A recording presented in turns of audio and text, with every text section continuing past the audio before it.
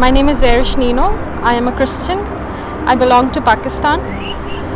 All my life I've been facing various kinds of persecution, but thanks to my faith I've always been able to overcome them. When I was 15 years old, I had to leave Pakistan along with my family because my dad had been translating the Bible in Arab. He received threats from the Muslims that they would kill him. In 2007, we returned back to Pakistan. We moved to Lahore, where my family is actually living. The great difficulty was that we were in the province of Punjab, which is more fundamentalistic than Karachi, Sindh. So for us, the biggest challenge was to live among this mentality where Muslims don't consider Christians as part of Pakistan.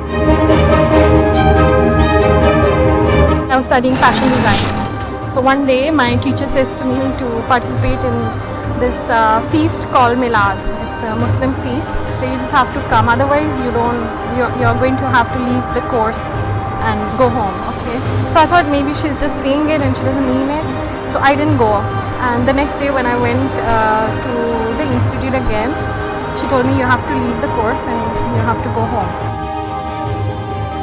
One day I went to give a job interview for an English teacher at a school, and as soon as I enter, the person hiring questions me. He says, in the Bible there's a verse about turn the other cheek. Can you tell me which verse is that?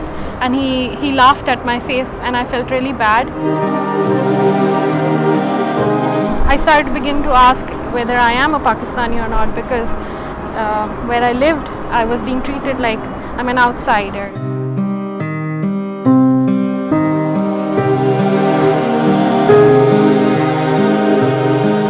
I was in a relationship for 8 years, but it wasn't a very healthy relationship. I wasn't very happy with my fiance, but I didn't have the courage to leave him. I was discovering my own self. That's when I found the courage to leave my ex-fiance now. In my culture, girls are supposed to get married at 25. And I at 28, 29, at now 31, I wasn't giving a very good impression to my people. So I was being treated very badly by my own relatives, by my friends. People would say to me, Zarish, if you're not able to find someone, can we help? I started to eventually lose sense of my life. I found myself in a very dark place, to a point that I even had thoughts about suicide.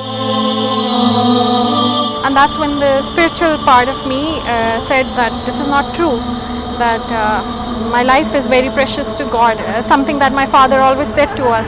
That's when I started to pray to God, what do you want of me?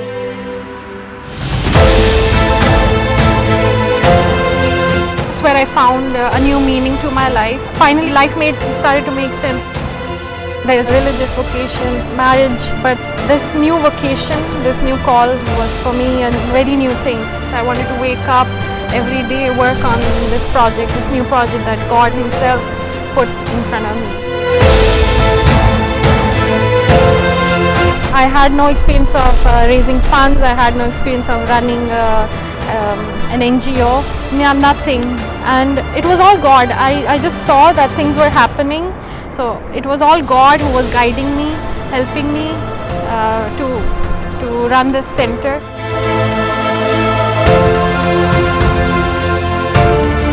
We are also giving them formation, mentoring them, and even catechism, because we want to create a community through these children who take our mission ahead.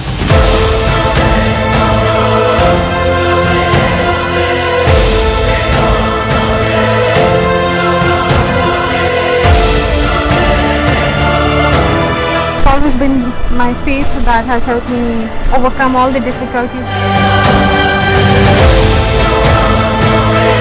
I always felt refused in my life, but the one place that I always felt I belonged was in God.